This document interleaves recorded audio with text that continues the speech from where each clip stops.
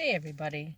So it is Friday, October 2nd. It's my second day of doing a Halloween show. My eyes are like not looking at the thing. I don't know where to look. Anyway, um, I have been watching Mysterious Chicago videos on Facebook for a few weeks now.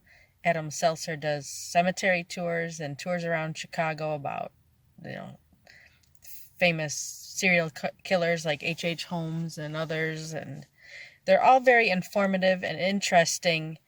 And every Friday he does Find a Grave Friday, which I am not repeating. It is Friday, and I am at a cemetery, but I am at Holy Seplchure Cemetery in Alsip, Illinois, and I am going to go visit my mother is buried here, as well as my grandparents, her parents, um, and then my aunt and my uncle, and um, my second cousin's husband and his family. So, yeah, we'll go check it out. So, my mother and my family's the cemetery plot is right off the road. It's the very first street you go to. Come along here. You can see the Barrett marker, which is where my aunt and my uncle and my grandparents are. My mom is with the Lucio family, which is my second cousin's stepfather, and I think husband or somebody's there. My mom does not have her name on the stone yet. She's been gone since 2007, but she would be right here. This is where her name would be, on the right here. Irene is my great aunt. That'd be my cousin's mother. I guess that would be her stepfather and grandfather. It's a pretty nice stone. And then on this side is my grandfather, my grandmother, my aunt, which is my mom's sister, and then my uncle. So I don't know if you're able to see all that with the shadow. It's pretty dirty. Need to come out here and wash it. But my cousins put up a nice stone for their parents after a while. But I bought this little, sorry, there's a siren. I bought this little, my mom loved red, it was her favorite color, so I bought this little thing that I could put right here for her. Kind of stake it in. I was looking for something more Halloween-y, but that's alright.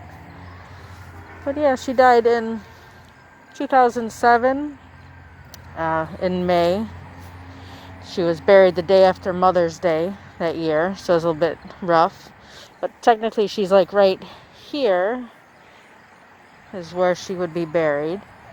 Not with the stone. So this is, I remember her plot right here with the fresh grass. So yeah, it's a nice little area. There's not really many trees. I'm sure she would have liked a tree with the birds and everything. But that's okay. I haven't been here for a while. Everything looks like it's being kept up very nicely. There's nothing on the back of the stones because there's nobody. I don't think we own the plots behind them. I think those are other people. But yeah, it's a nice cemetery. It's very peaceful. A lot of people, get creeped out at cemeteries, but I don't. I think it's nice, especially when there's family here, and that's it. So I'm gonna stop this for a second, and then I'm gonna go show you one other plot here that I know of, and talk to you in a bit. Okay. If you're familiar with Chicago ghost stories and cemeteries, this is the grave of Mary Ellis Quinn, who died when she was 14. Very devout Catholic girl, who's also usually described as Chicago's unofficial saint, or is a saint. There's supposedly you could smell roses when you come to her grave, and she grants miracles. I do smell roses, but I think it's just the flowers in the air. I don't think there's anything supernatural, but you never know. I mean, a lot of people, as you can see, have left little trinkets and gifts for her, even some juice. It looks like the pinwheel fell over. There's a puppy. And if you look on the top, they leave all kinds of coins and gifts for her. I've been here a couple times. It's a little sad, interesting. Let's see, I'll take my mask down. Yeah, it smells like they just cut the grass. Not necessarily roses, but it's very interesting. I think I have some coins in my pocket. I could, oops, covering up the camera with my hand. Let's see, what do I have here? Nothing big, that's for sure. Got a penny, big deal.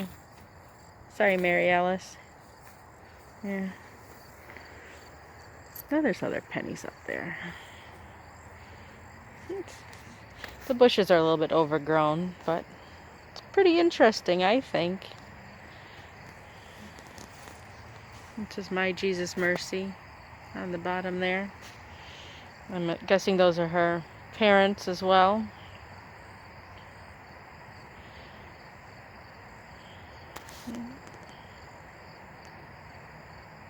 I'm going to film one more for you. If you're familiar with Chicago, this is Richard J Daley's resting place. And he was famous mayor of Chicago for quite a long time. And then his son, Richard M. Daley, took over. And that was when I was alive. I didn't know Richard J. Daley because he died in 1976, 4 years before I was born. But there's a lot of family here. And this is Maggie Daley, the son, Richard M. Daley's wife. And she died in 2011. This is another Daley. And this is Richard J's wife, I believe. Well, she died in 2003, not too long ago. And then over here, looks like father and mother. And this would be a son that died pretty young. That one. And there's a very small one up here.